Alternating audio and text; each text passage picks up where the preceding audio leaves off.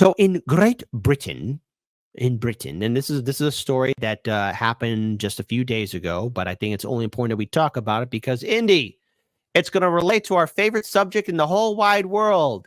It starts Oh. with censor and then a ship. No, not boats crashing or ships crashing like how INN hosts it. It's a censorship because the police dropped bail conditions on Sarah Wilkinson after public outcry. And this is from Council Estate Media. Please be sure to follow them. They do some great work. But Indy, I know that you guys talked about this on INN. Can you give us a background about Sarah Wilkinson and what happened to her? Yeah, briefly. So Sarah Wilkinson is a legendary British activist and pro-Palestinian supporter. And similar to our friend Richard Medhurst, she got arrested for a tweet that she made that it was really weird. Look, we're certainly pro-Palestinian. The Britain has much stricter laws about that, and they have deemed Hamas to be a terrorist organization.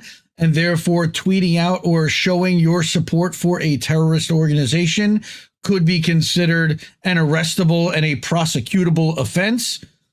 We have seen them do such a thing to our friend Richard Medhurst as a journalist, and they did the same thing to Sarah Wilkinson.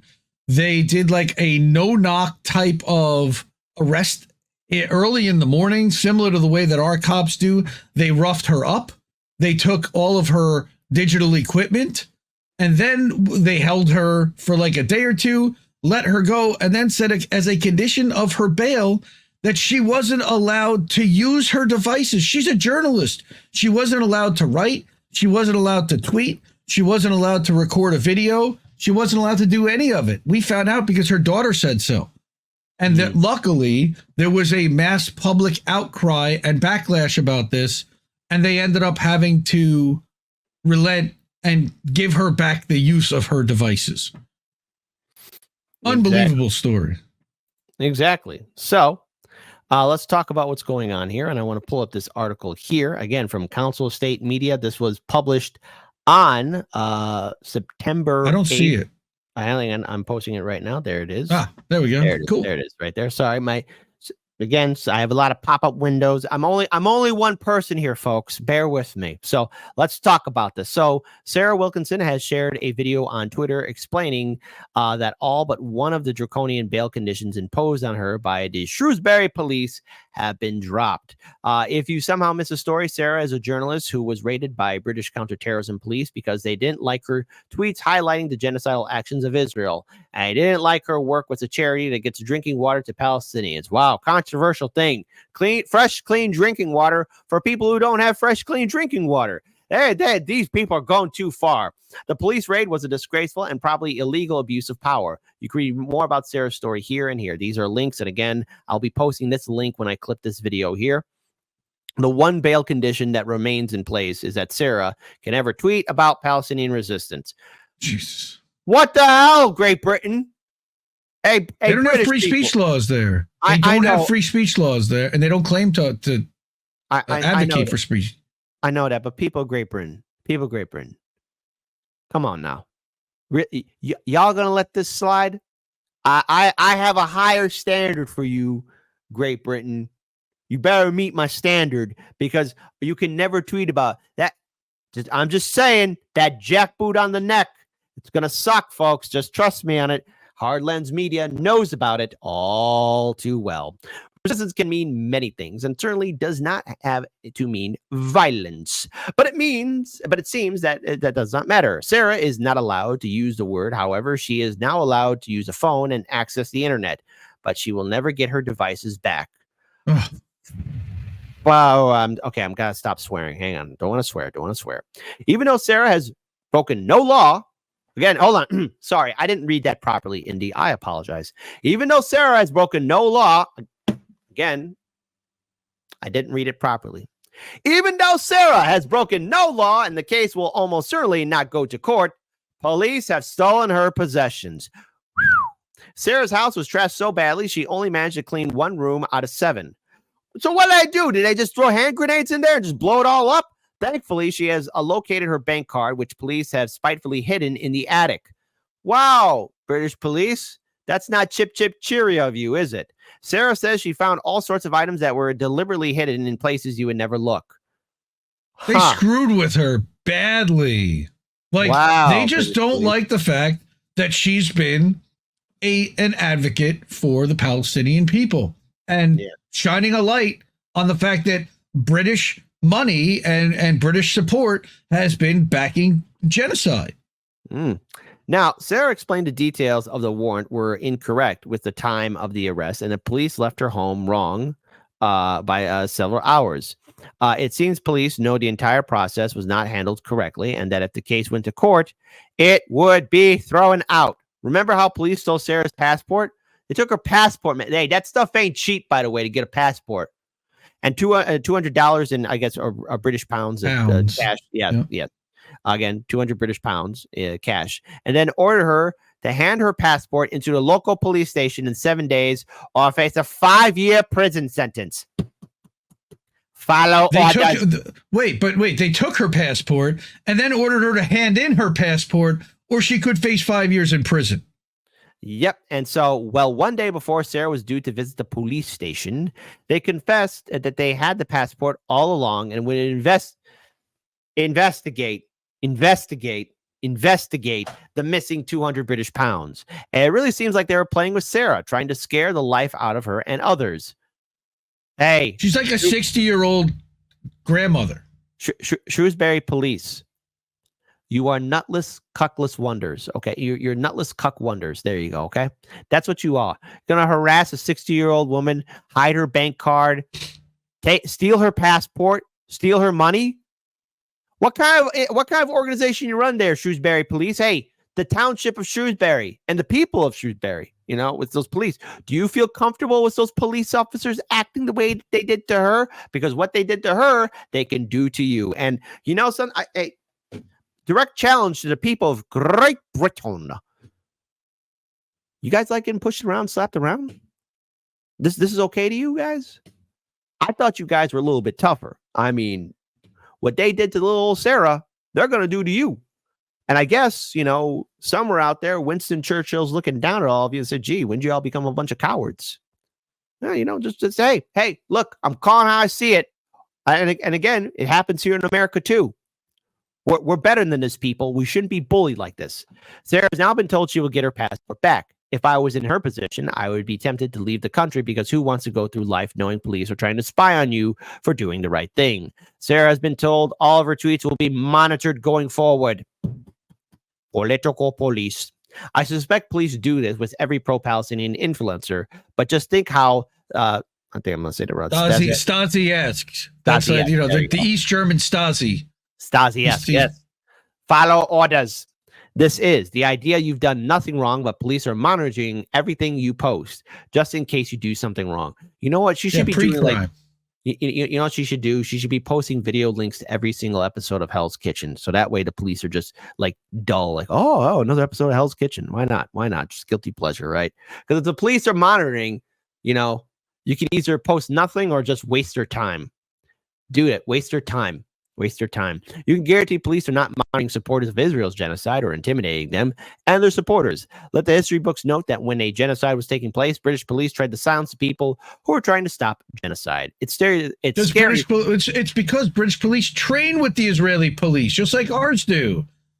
It's scary to think that if not for Sarah's interview with Crispin Flintford last week and the ensuing public support, police might have jailed Sarah on Friday for not handing in her passport. She really might have received an automatic 5-year prison sentence due to entrapment. Isn't this just absolutely brutal? While this is all very bleak, one heartwarming aspect of the story is that people were knocked on Sarah's door and sent her letters to wish her well. If I lived in Sarah's area, I would certainly be tempted to pay her a visit and let her know how much we care. Amazingly, Sarah said some letters she received had no address, just her name, and the Postal Service somehow figured out where she lives. If anyone doesn't know, the Postal Service will always try to deliver the letter, even with minimal information, and this is what they've done. From the police point of view, the whole farce has been an epic, geez, I didn't have this on my bingo card, a PR disaster. It was not just a failed fishing exercise. It was an intimidation effort intended to have a chilling effect on Palestinian solidarity, but it has had the opposite effect. It motivated people to rally together, refuse to be intimidated, and it has motivated people to call out authoritarianism. So, first of all, again, shout out to Council of State Media for That's our buddy Ricky. Yep. Shout out over to all the these Substack. And follow them, by the way, folks. They're doing great work. This is concerning to me because, you know, we've seen people get silenced and suppressed. We've seen people get demonetized and censorship and terminated. I know INN has gone through the ringer, but indeed, because, you know, I know that you guys at INN have covered this. I want to get your thoughts on this, on what happened to Sarah, and more importantly, what this means going into the future, because, you know, I've said this before, especially earlier this year, that the censorship is going to get worse. And I hate to say that I'm right, but I think I'm hitting the nail on the head. Indy, your thoughts? Well, that's happening over there so far. I think that what usually happens in the UK is canary in the coal mine for what happens here. There is a law that they are trying to pass about conflating anti-Zionism and anti-Semitism. And if that law passes, they will then start to use that to prosecute people who are speaking out against Israel and what they're doing to the Palestinian people, and call that hate speech and call that literally terrorism. And they will start using domestic terrorism. Look, they tried to do it with the Cop City Bail Fund organizers, calling them domestic terrorists. They're trying to criminalize protest because they don't want anybody stopping anything they're doing and anybody speaking out against what they're doing and anybody educating anybody about what they're doing. Ambassador Craig Murray saw all of this writing on the wall, and he left the UK and went to Greece. And he published something yesterday I saw in the Canary about how he didn't feel safe. A lot of his compatriots, like Richard Medhurst and Sarah Wilkinson, and people that he hangs out with, are getting arrested for the same kind of statements that he's making. And this is a former ambassador to Uzbekistan who was already put in jail once. He's already been in jail. He doesn't want to go back, so he left. And they're advising Sarah leave the country. People, you know, Reef's opinion is not to leave and to stay there because otherwise it's an admission of guilt. I would say, nah, I disagree on that one because I would rather live freely somewhere else than live under persecution and be worried in my own hometown. That's not going to change. Exactly. And look, hold on. Mouser wrote this. I am free. If you want my freedom, you're welcome to come and try and take it. You might learn something. Listen, folks, freedom of speech, especially here in the United States, we have to preserve and protect it. We have to fight for it. And, you know, INN, you guys have dealt with censorship. Hardlands Media, me and Daniel have dealt with that. Termination, being demonetized. I know Due Dissidence has faced something similar to that. Same thing as RBN and so many other channels. And, you know, even on social media, on numerous platforms, be it Facebook, Instagram, Twitter, all of it, you know, we're dealing with a system that is designed to keep us from speaking out against abuse of power. And I thought that we were always brave to stand up against this kind of stuff like this, because we've seen in our media, in our entertainment, and how, you know, we have the all-American heroes or group of people from the USA or Great Britain standing up against a dictator or a tyrant or systems of oppression. But yet when push comes to shove, when it's actually happening in reality, we're being so submissive to authority. We are trusting our politicians to have our best interests when they don't. And what happened to Sarah could happen to all of us. And what's happening in the UK can just swim across the pond and come into good old Canada, USA, anywhere. And we have to keep our heads on a swivel. We have to be willing to fight for free speech.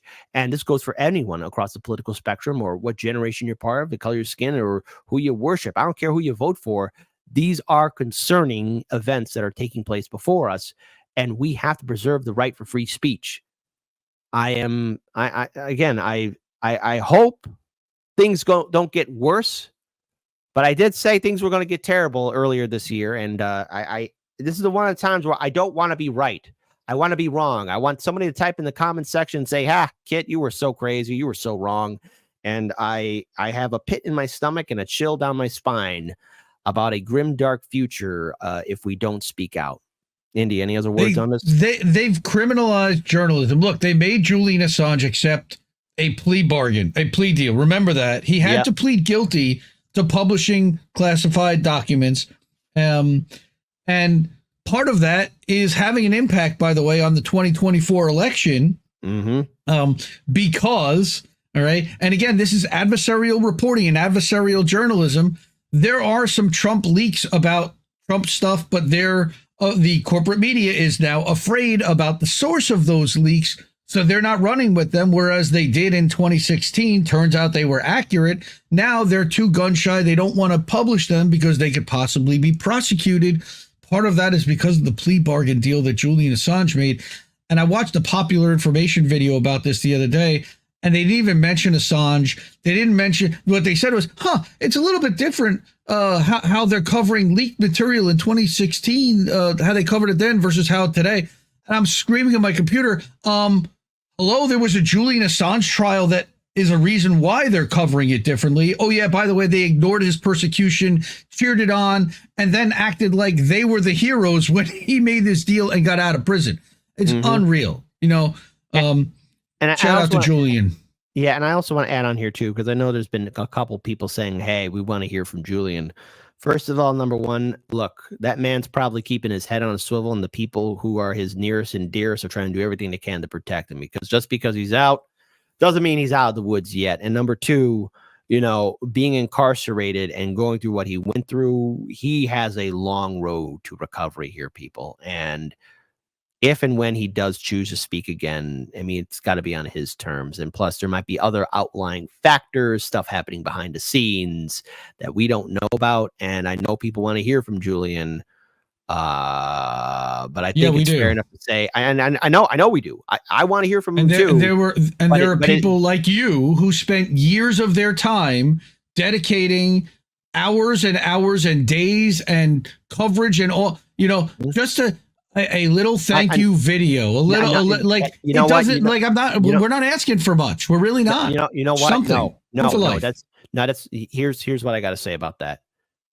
I have to think in his mindset, like what the hell he went through. And I know his wife did do a thank you on social media. And right now, you know what? Let's take that what it is, because he probably right now is going through a lot of trauma and insanity right now just to recover. And then number two, just going right back to what we saw with Sarah, just because Julian Assange is out does not mean the threat of censorship and imprisonment hasn't gone away, because what happened to Sarah can happen to any one of us. Sort of, except for the plea bargain that he signed said that they will never prosecute him again for any of the offenses that he may have committed as publisher of WikiLeaks, including stuff they haven't already gone for, which is one of the reasons why he signed it. I understand why he signed it. And yes, I agree that he would have died in prison had he not signed that deal. Why did the U.S. government offer him that deal now after watching him tortured for 5 years? The whole thing is very suspicious. And the fact that we have not heard from him leads me to believe, and I don't have any knowledge about this, that they made some kind of a threat to him that said, you keep your head down and you keep your mouth shut and you don't say another word to anybody, or maybe we'll put you back in the hole. That to me is the only reason that I could see why this man, who was so outspoken, who even when he spoke to the judge was so eloquent, would have nothing to say. To everyone that supported him worldwide, I'm sorry, man. He has the right to do whatever he wants, and I respect that. Yeah. All right, but I certainly also want to. I have questions, and I don't think I'm wrong to ask those questions. No, you're not wrong to ask those questions. Just maybe I'm just being too lenient here, but I mean I could understand what he went through, and I say in that process and time maybe he will, but right now though the bigger fight is trying to make sure that no one else goes through what he went through. And Sarah was almost a potential victim, and well, she still is, but she won't be the only one. And no matter who gets elected, especially here in U.S. politics, Kamala or Trump, you know, that jackboot, that knife, that shadowy figure is still following us, and we have to keep our heads on a swivel, folks.